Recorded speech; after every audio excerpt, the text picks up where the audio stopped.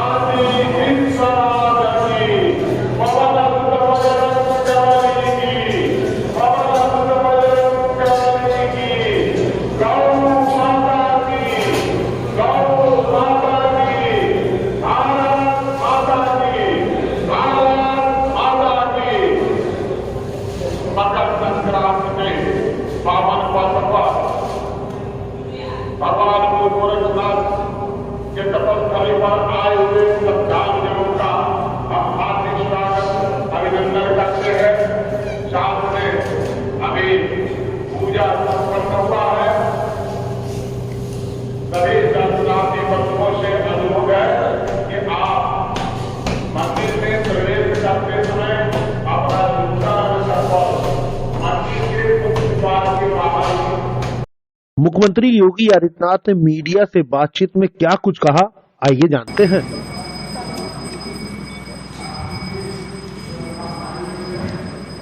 Light कम करिए, light कम करिए।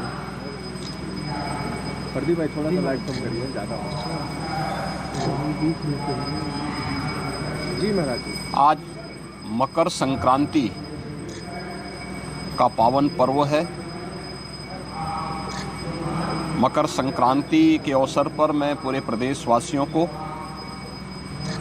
सभी श्रद्धालु जनों को हृदय से बधाई और मंगल में शुभकामनाएं देता हूं। जगत पिता सूर्य की उपासना का यह पावन पर्व उत्तर प्रदेश के साथ साथ पूरे देश के अंदर अलग अलग नाम और रूपों में बड़े हर्षोल्लास के साथ आयोजित होता है। प्रदेश में इस पर्व पर अलग अलग स्थानों पर अलग अलग प्रकार के आयोजन होते हैं। तो देश के अंदर भी कहीं बिहू के नाम पर, कहीं लोहड़ी के नाम पर, कहीं पोंगल के नाम पर, कहीं तिलवा संक्रांति के रूप में और कहीं खिचड़ी संक्रांति के रूप में इस पर्व को श्रद्धालु जन आयोजित करते रहे हैं। उत्तर प्रदेश में आज माघ मेले में भी लाखों की संख्या में श्रद्धालु जन आकर के संगम पे स्नान कर रहे हैं। पवित्र नदी, सरोवर, तालाब आदि स्थानों पे भी भारी संख्या में जाकर के स्नान करते हैं। प्रयागराज हो, काशी हो, गढ़मुक्तेश्वर हो या अन्य पवित्र स्थलों पर, अयोध्या धाम हो, गोरखपुर में श्री गोरखनाथ मंदिर से मकर संक्रांति का भी एक महत्वपूर्ण जुड़ाव रहा है। आपने कल भी देखा होगा और आज भी लाखों की संख्या में श्रद्धालु जन आकर के भीषण शीतलहरी के बावजूद महायोगी भगवान गोरक्षनाथ जी को अपनी आस्था की पवित्र खिचड़ी चढ़ा रहे हैं। आज प्रातः काल से ही लाखों की संख्या में सड़कों पे लंबी लंबी कतारें लग कर के अपनी आस्था की पवित्र खिचड़ी को चढ़ाने के लिए श्रद्धालु जन पंक्ति में खड़े होकर के इस पूरी व्यवस्था के साथ अपनी आस्था को व्यक्त कर रहे हैं। जहां पर सभी स्थानों में प्रदेश के अंदर इस आस्था को सम्मान देने के लिए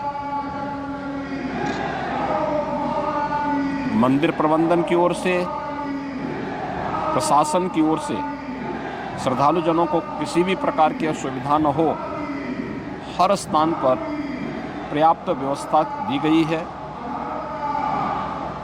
और बड़ी श्रद्धा के साथ आने वाला श्रद्धालु अनुशासित तरीके से न केवल दर्शन कर रहा है बल्कि अपनी आस्था की पवित्र खिचड़ी के माध्यम से या संगम तट पर या नदी और सरोवरों पर स्नान करके अपनी आस्था को पुष्ट कर रहा है और भारत की सनातन परंपरा के प्रति अपने दृढ़ विश्वास को आगे बढ़ा रहा है। पर्व और त्योहारों की जो हमारी लंबी परंपरा है, उस परंपरा में आज का महत्व इसलिए भी और हो जाता है क्योंकि भगवान सूर्य जिन 12 राशियों में विभक्त होकर के इस संपूर्ण ब्रह्मांड का भ्रमण करते हैं, आज धनु राशि से मकर राशि में जगतपिता सूर्य का संक्रमण भी है जो मकर संक्रांति के रूप में है। तो दक्षिणायन से उत्तरायण में भी सूर्य का जाना यह सनातन धर्म की परंपरा में अनेक मांगलिक और शुभ कार्यों को करने की एक प्रशस्त तिथि मानी जाती है। हमारे सभी मांगलिक और शुभ कार्यों को शुभारंभ करने की तिथि भी है। यानी अब इसके बाद से मुहूर्त के अनुसार मांगलिक और जितने भी इस प्रकार के पारिवारिक कार्यक्रम श्रद्धालु जनों के होते हैं, उन सभी को लोग इस कार्यक्रम के अपने आयोजनों को आयोजित करते हैं।